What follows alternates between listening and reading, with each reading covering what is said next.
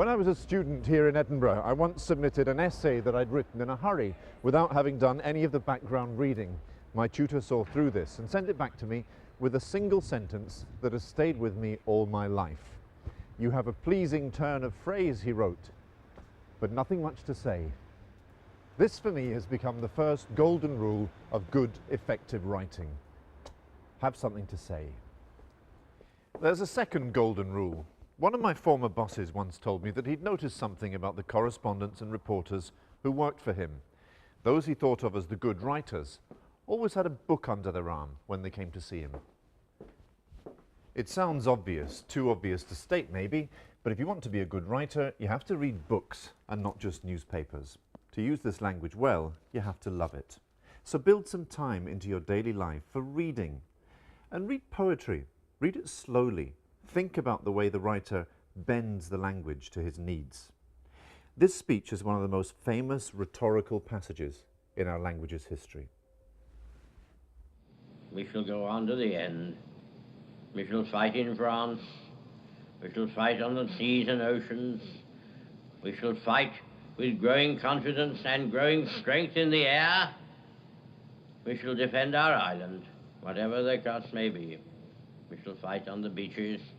We shall fight on the landing grounds. We shall fight in the fields and in the streets. We shall fight in the hills.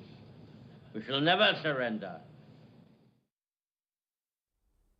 What's so special about that? Why is it so stirring? Ed Murrow famously said that Churchill mobilized the English language and sent it into battle. But why was his prose so effective? Well, for one thing, he reached deep into the very oldest part of the language, to the solid Anglo-Saxon core of it, and eschewed words like, well, eschew, for example. It's said that Churchill showed no interest in Latin or Greek at school, and for me his prose has a punch and a directness, precisely because it's not dressed up in convoluted classical forms. Churchill also preferred words of one syllable. We shall fight in the fields, we shall fight in the hills, we shall go on to the end. So set yourself this task. Rewrite one of your old scripts and limit yourself to words of one syllable only. It'll force you to think differently about the language. It'll force you to think about the way you choose and combine words. It'll force you to seek alternative routes through the language to the same destination. The third golden rule is to understand the medium. Writing for radio is not the same as writing for television, and different again to writing for print. In television, the script must never do in words what the picture is already doing in images. The words must complement the picture. In radio, the words and sound effects must combine to carry the burden of the narrative and paint a picture. Listen to this piece by Mike Donkin about seal hunting among the Canadian Inuit. Listen to how sparing he is with his script, how he does just enough to paint a very graphic image.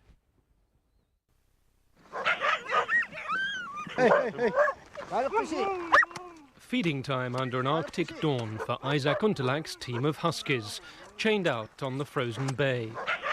A skidoo, not the dogs, will haul the sled on this hunt, but the tools of Isaac and partner T-Man's lethal trade remain traditional. These are the only tools we got to bring. The knives to cut up the seal, plus the harpoon. The harpoon head is made of steel with a blade at the end. The shape doesn't change very much. A rifle is also stowed before the sleds hauled out onto the sea ice to bump a breathtaking 30 miles to open water. For Isaac, on the sled, the Arctic's unique wildlife is a shopping list. Seals, bearded seal, walrus, polar bear. We still have to provide food for our family and to the community. The Hecla Strait, where we're going, is open year-round. It's a strong current. Where we're going, we'll be able to see some seal holes. A curtain of mist shows the sea ahead. The eyes beneath the frosted caribou fur hood sweep the horizon and back again for a grey shape to break the surface. Isaac calls his prey, and prepares. There's one right there. The wait is short. Let me try it. Ah! The excitement not disguised. How's that one? I have to hook it.